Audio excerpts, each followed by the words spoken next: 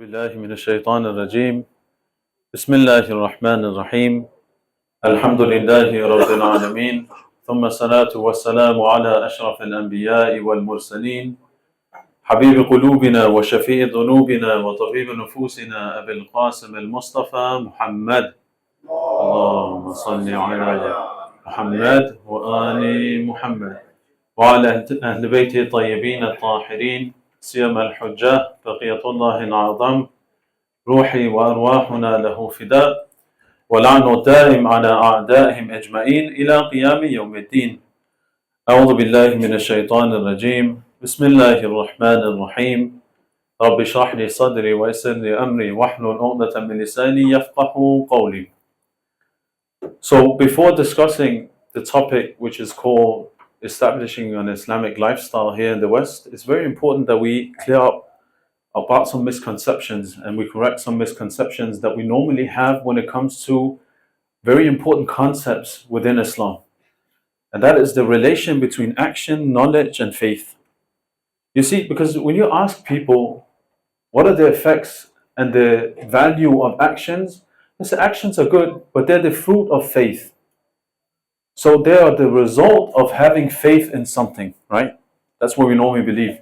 Or if a person, for example, he doesn't act upon the teachings of Islam, we normally say, well, maybe he has a lack of faith, for example, or it's because he doesn't have knowledge about that specific thing, therefore he doesn't act upon the teachings of Islam.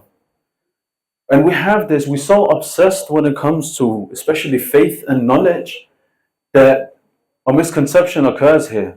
And that is, we start to belittle the value of actions, the effect of actions. So if you ask a person, what is the value of knowledge, for example, they tell you knowledge, very important, yeah? But how much, if you compare it to, for example, actions, or if you compare it to faith, for example, they say faith and knowledge are even more important. Why? Because actions are the fruit of these two concepts. Actions are the fruit of these two concepts. So when a person he doesn't act upon the teachings of Islam, suddenly we start to accuse him of not having faith, not having knowledge enough. Well, you see, no, sometimes we need to regulate the behavior of a person first and foremost. This misconception that knowledge holds a greater value over, for example, actions, and the faith likewise, where do we have that from? Because when we look through the Holy Quran, Allah subhanahu wa ta'ala, He gives us a command to something else. He doesn't command us to seek knowledge in that sense. Yes, knowledge, but how much knowledge? Just a small portion of knowledge, that's sufficient for us. We're not supposed to become philosophers in every aspect of life. Who said that? But when it comes to actions, ila mashallah, you'll find verses in the Holy Quran where Allah subhanahu wa ta'ala gives us a command where He says you have to act upon it. There's a huge difference, respected brothers and sisters. And this is what we unfortunately end up with, this common misunderstanding. So we're so obsessed when it comes to knowledge that we think that knowledge is the solution for three things, right? So if the person doesn't act upon the teachings of Islam, you feed him with knowledge. No, give him a lesson or two. Haven't you read the Holy Quran where Allah subhanahu wa ta'ala, He compares some scholars, not average people that are not acting upon the teachings of Islam, scholars, where He compares them to donkeys and dogs? We have that in the Holy Quran. Yeah, two places, yeah, where He says that people that don't act upon the knowledge they have, they're like donkeys carrying around books. كَمَثَلِ الْحِمَارِ يَحْمِلُ أَسْفَارًا. We have that in the Holy Quran. But when it comes to actions, we don't have anything called superficial actions or actions which is excessive, something which we don't need. No, if they're done with the conditions, obviously, with the right intention, you always see the effects of it. But you're not guaranteed to see the effects of knowledge always. Who said that? Even when it comes to your faith as well. Even when it comes to your faith. And this is the common understanding that we normally have. We think that, look, knowledge and faith has a greater impact than actions as well. I want to fall in love with something. How do I do it? I study. Who said you should study to fall in love with something? Who said that? Who said that you should, for example, believe in something or have faith in something for you to fall in love with it? Yes, it's the condition, but how much faith? How much knowledge? And then we start feeding them with knowledge and information first. We need to teach him about these things first. And then he will start acting upon it. No, that's not the correct way to handle these things. And that's what you get when you become obsessed with knowledge. Then we're like, Sheikh, now I'm not going to do it. Why? Because I haven't understood every single aspect of it. You know how many times I heard that from the youth? Because I don't know of it, therefore I'm not going to act upon it. Respected brothers, when you go to a gas station, for example, you fill up your car. Bainak wa bain Allah. Do you know what the fuel does to your engine? Every detail of it? No, you just fill up your car and drive off. But subhanAllah, when it comes to the religion, Shaitan is telling us something else. Oh no, you have to become a philosopher and have a PhD in this specific field before you act upon it. Who said that? This is the waswas of Shaitan. Before establishing an Islamic lifestyle, respected brothers and sisters, we need to correct some of these misunderstandings. If we ascribe greater value and think that knowledge and faith has a greater effect on human beings than their behavior and their actions, we're wrong. It all starts with our behavior first and foremost. And I'm going to mention a beautiful example from the Holy Quran about that, and which lies within the definition of a human being as well. But if we want to be like this person, no, and consider actions to be the steam of water reaching the boiling point, no, when it reaches 100 degrees, then I'm going to start acting. When my faith and my knowledge have reached its perfection, then I'm going to start acting upon it. Then we're going to be miserable, respected brothers and sisters. You know why? Because if we consider actions to be the fruit of knowledge and faith, when you think of a tree, when is it that it starts bearing fruit? It takes a while. So when are you supposed to act? Allah subhanahu wa ta'ala gave you so many commands. When are you going to act upon the teachings of Islam then? When? You're going to wait for 4 or 5 years before you start performing your prayer? Obviously not. And you see the narration tells us that otherwise as well. When your child is 7, are they philosophers? Children that are 7 years old? Obviously not. But Ahlul Bayt alayhi salam tells us to do what? Teach them how to pray. Slowly discipline them. Tell them to take care of their wajibat. At the age of 7. So what do they know? Nothing. Nothing. They're not philosophers. And you see, we as human beings, we're able to attach ourselves and find that love for something if we act upon it as well. Don't be like, no, I'm not going to act upon it before I know every single aspect, I know every detail. I want to fall in love with it first and foremost. No, don't be like that. You know why? Because as human beings, we're slaves of what? Our habits. As slaves of our habits, the only way we can regulate our love and attachment and even our knowledge for that sake is through regulating our habits. How do you do that? Behavior, actions. You act upon certain things, you abstain from certain things. That's why you see in a beautiful narration from Amir al-Mu'mineen alayhi salam, he says, "Awidu anfusakum al-khayr." Get used to doing good. Turn it into a habit for yourself. He doesn't say, no, go study about good deeds and then afterwards you act upon it. No. Make it a habit for yourself. Because you as a human being, you're a slave of your habits. You're a slave of your habits. So what is the relation, respected brothers and sisters, between knowledge, faith, and actions? Actions are not the fruit of a tree. You know what actions are? It's like the leaves of a tree. What is it that the leaves of a tree does? What is the function of the leaves of the tree? They come out, they absorb oxygen and sunlight, and what happens? They strengthen the trunk of the tree. Through the oxygen and the sunlight that they absorb. The trunk of the tree is your faith. You know, because a lot of things takes some sort of a capacity for you to understand. Yeah, when it comes to knowledge, for example, a lot of things, before you even being able to understand that certain thing, you need to create that capacity. How are you going to do that? By fear mongering? Fear Allah, fear Allah, fear Allah. Obviously not. Through actions. Why you see scholars, when it comes to spiritual wayfaring, what is it that they tell us? No, you perform your wajibat first and foremost. Abstain from muharramat, and then afterwards I'm going to teach you some things. Stop with that. But we stop with the first thing.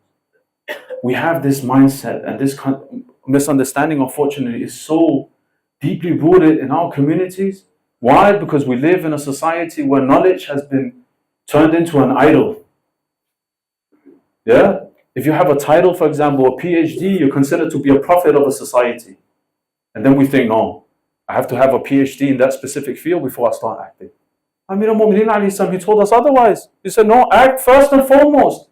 Only a small portion of knowledge, that's sufficient for you to start acting. Only a small portion of faith is enough. How are you going to strengthen that faith if you don't act upon it?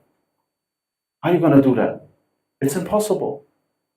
So one of the reasons why a human being is called insan in Arabic comes from the word uns as well. Uns. You know what uns means? Basically, let me give you an example, you understand the point. So imagine you going to school, for example. Yeah? For 10 years, you've gone to the same school. When you come back after some years, you finish your degree, whatever.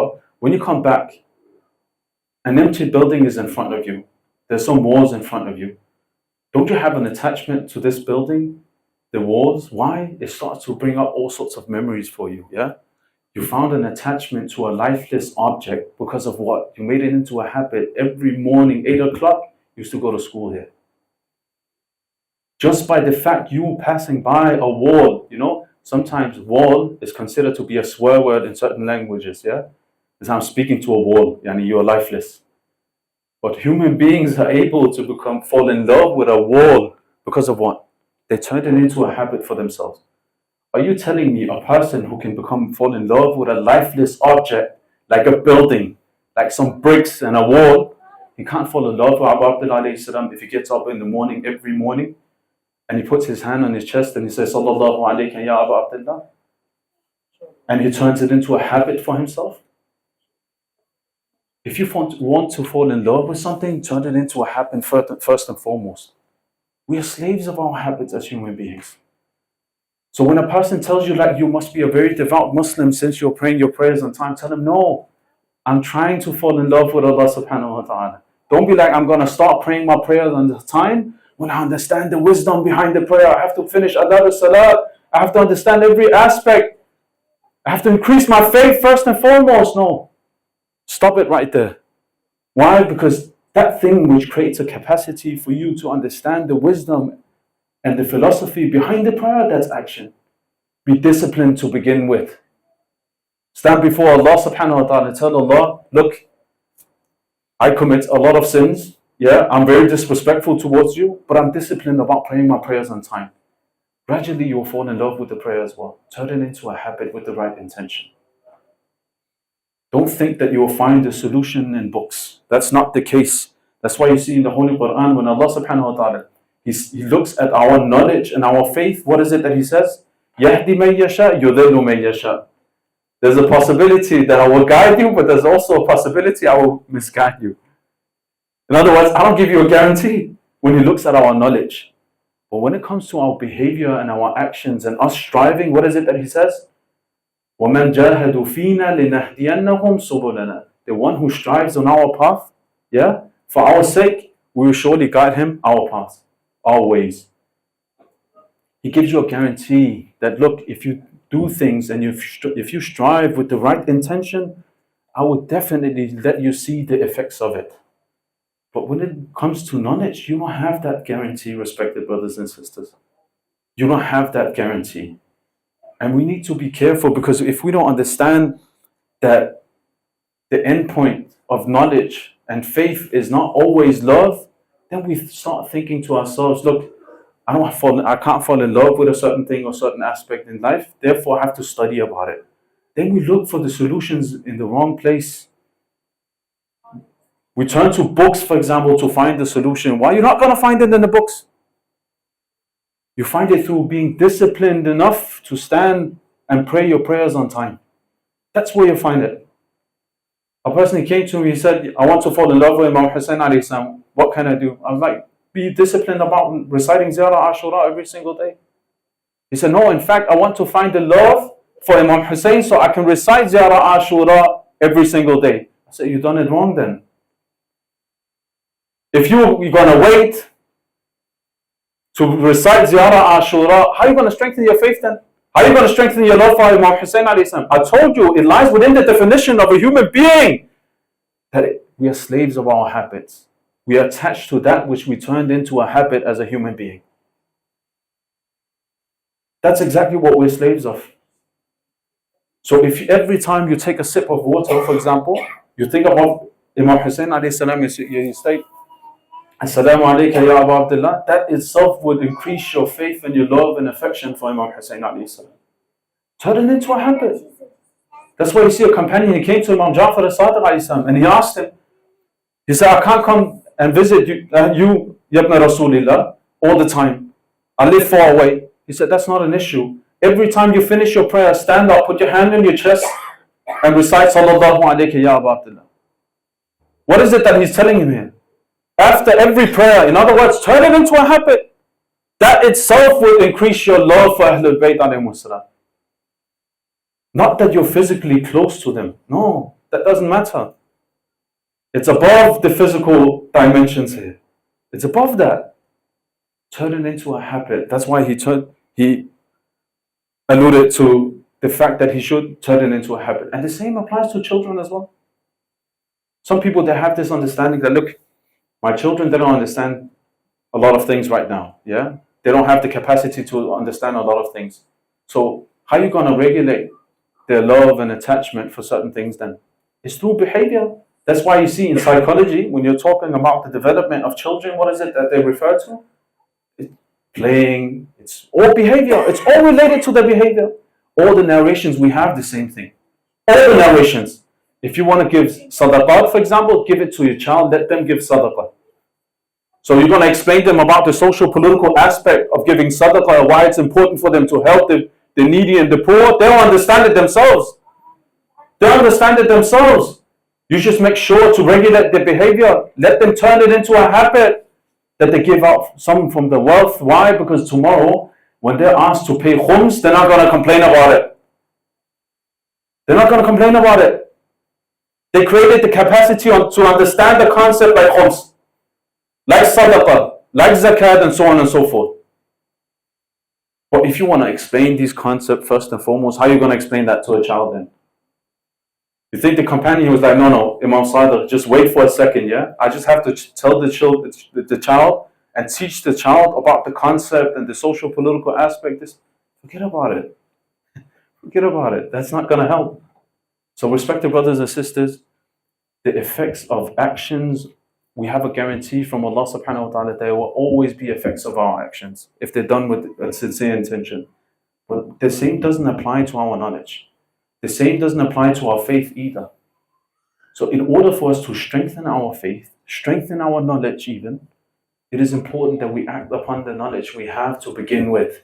It starts with actions. Why? Actions strengthen your knowledge. Actions strengthens your faith.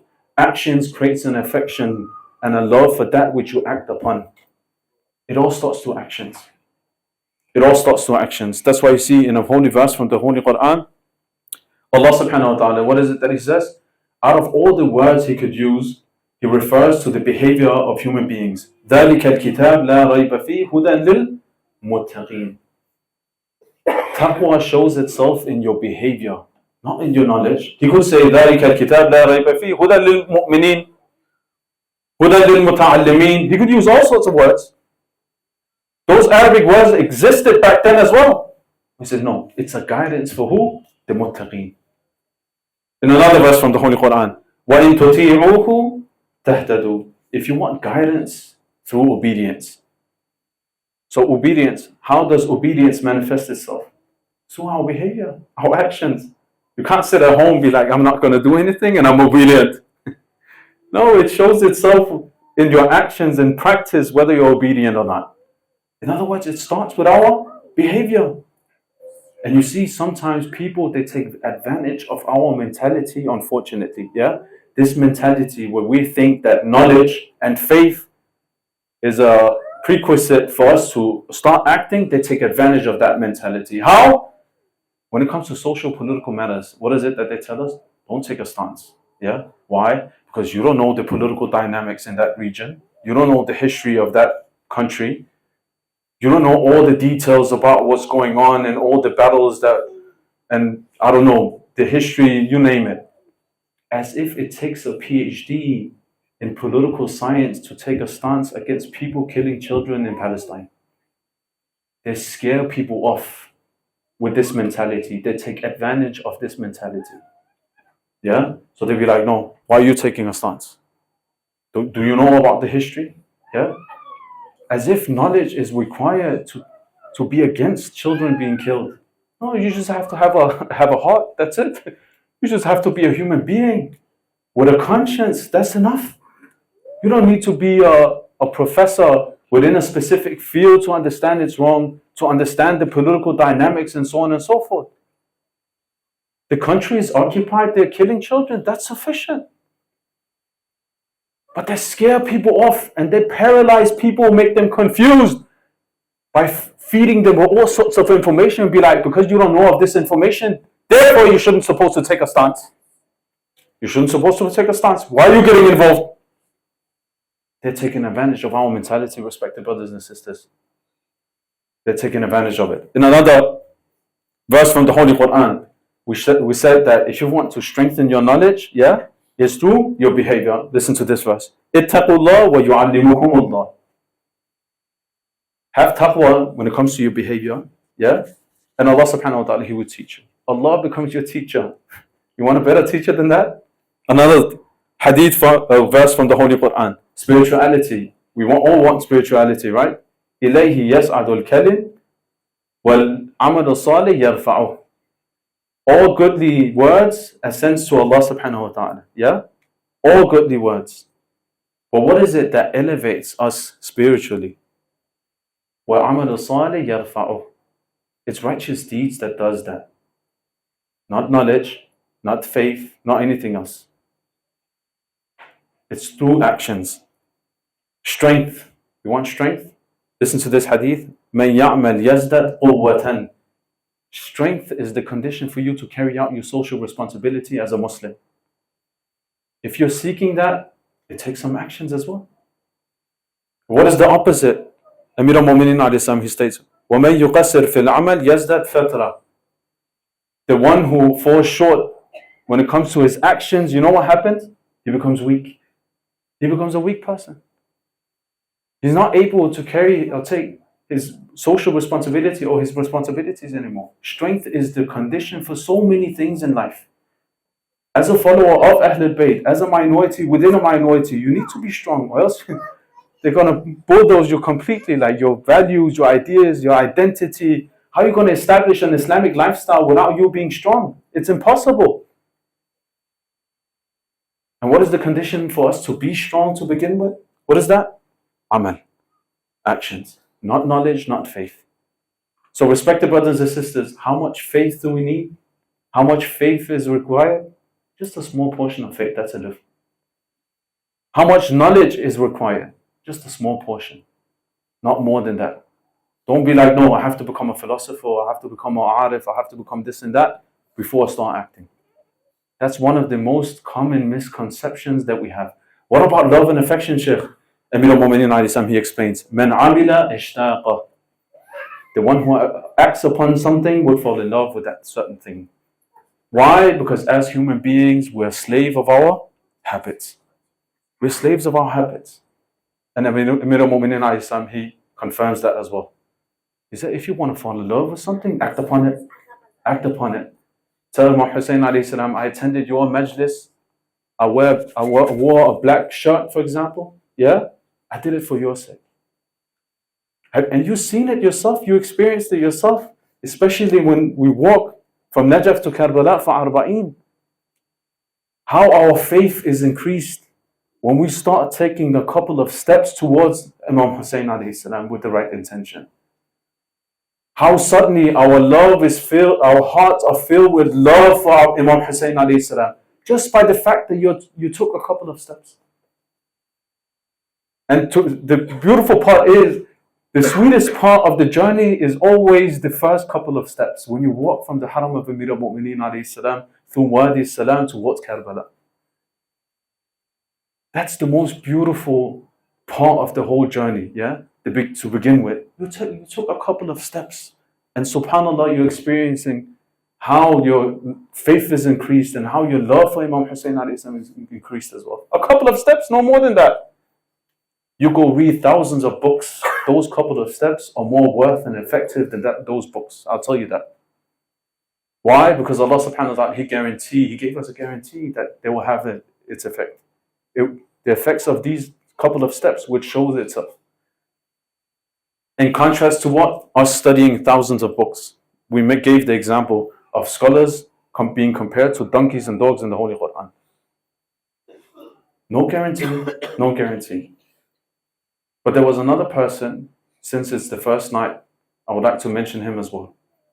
Because he wasn't able to do something for Imam Hussein alayhi salam. Because he wasn't able to do something for Imam Hussein alayhi salam, he was burning inside. He had a sincere heart and he wanted to do something, but his heart was filled with blood and the tears was falling down from his cheeks. Why? Because he wasn't able to do something for Abu Abdullah alayhi salam. And who was that? There was no other than Muslim ibn Aqil. And the only thing that Muslim ibn Aqil he wanted to do for Imam Hussein alayhi salam was nothing other than telling Imam Hussein alayhi salam that don't come towards Kufa. Don't come towards Kufa. When some of these cursed individuals in Kufa, they saw that Muslim, he was shedding tears. They told Muslim, you're a grown man. You're supposed to be a warrior. Why are you shedding tears? He said, you think I'm shedding tears for my own sake?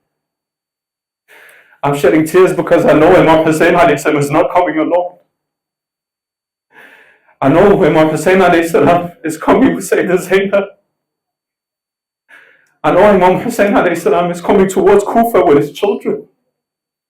That's why I'm shedding tears. You think I'm crying for myself?